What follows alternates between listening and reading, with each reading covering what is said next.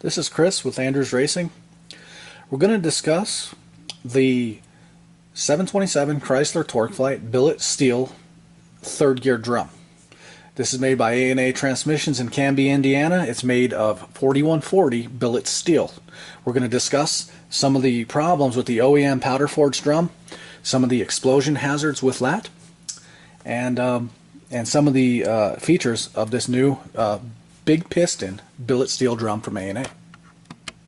What does it mean by a big piston design? This is what the big piston design means. You can see that there's much more surface area here to apply your clutches with your billet aluminum on your big piston drum versus the OEM. You can see how much surface area you gain here, which is about 30% more holding power with the billet drum.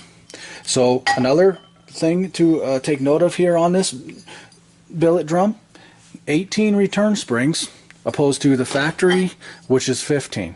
This is a cast aluminum applied piston on the factory one.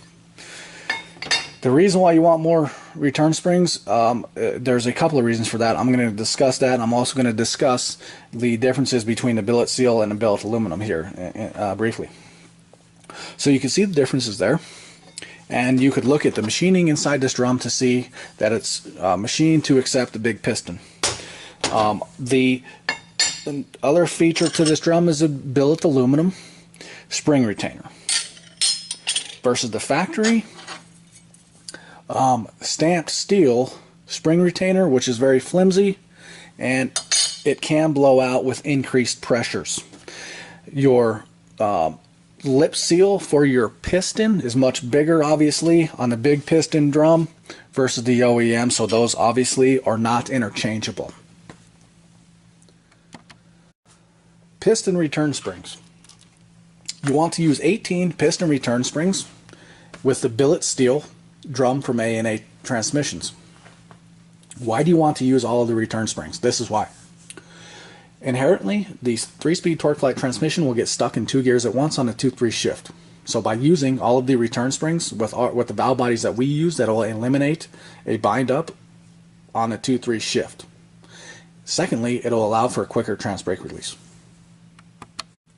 Why do we even need a billet drum for a Chrysler Torqueflite 727 transmission? Here's why. And I wrote an article on this on 4abodiesonly.com about 10 or 15 years ago.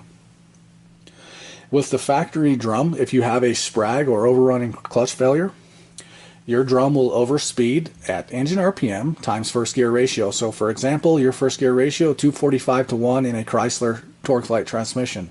Let's just call it 2.5. Say you launch at 6,000 RPM.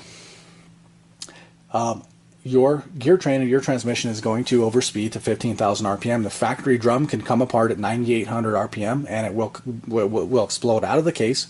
It will explode through the floor of the car. The billet steel drum from A&A Transmissions in Canby, Indiana has been tested to 32,000 RPM before failure. So you can see the difference there. This drum will distort before it explodes, and you'll never reach 32,000 gear train RPM. So that's the advantage of the billet steel drum. Now, billet aluminum versus billet steel. Billet aluminum obviously is much lighter. I do not recommend it for a lot of the transmissions that I build because the bracket racers that I build transmissions for want the longevity of billet steel. Billet aluminum contaminates the fluid, requires frequent fluid and filter changes, and also requires a more frequent freshen up. So the billet steel could go much longer in terms of runs, quarter-mile runs, versus the billet aluminum. I only recommend a billet aluminum for the high-dollar bracket classes like stock, super stock, and competition eliminator. I hope that you've picked up some information here and you can apply it to your race program. Thanks for watching and have a good day.